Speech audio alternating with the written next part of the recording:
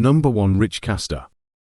Richard Castor, a former NFL tight end, died at the age of 75 after a long battle with Parkinson's disease.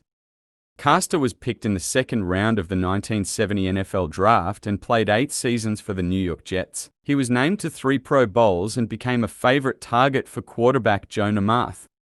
Because he was big and fast, he moved from wide receiver to tight end. Castor had a 13-year career with the Jets, the Houston Oilers, the New Orleans Saints, and Washington. He caught 322 passes, gained 5,515 yards, and scored 45 scores. He has 4,434 yards with the Jets, which is 10th most in the team's history. His wife Susan, 5 children, and 5 grandkids survive him. His son Max is a professional wrestler signed to AEW. Number 2. Earl Cureton. Earl Cureton, who was known friendly as Earl the Twirl, died at the age of 66. Growing up in Detroit and doing well in college, Cureton was an important part of both Detroit Finney HS and the University of Detroit, which he led to the 1979 NCAA tournament.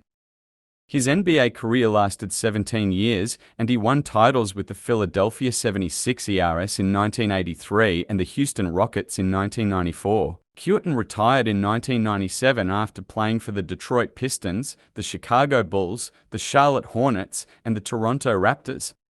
Beyond playing hoops, he helped the Pistons community by being a community ambassador, which showed how much he cared about Detroit. His influence was felt on and off the game, and he left the city he loved with eternal memories. Number 3. Bill Carr.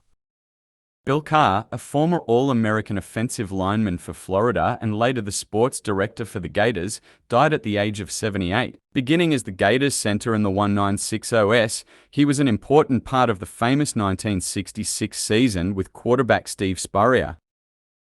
Carr moved into administration in 1974 and then became the athletic director in 1979, turning around a $700,000 debt for the team. His focus on buildings helped make Florida Field bigger and the O'Connell Center finished. Carr quit as coach of the football team in 1986 because they had broken NCAA rules, even though they had a good record and won the SEC championship in 1984.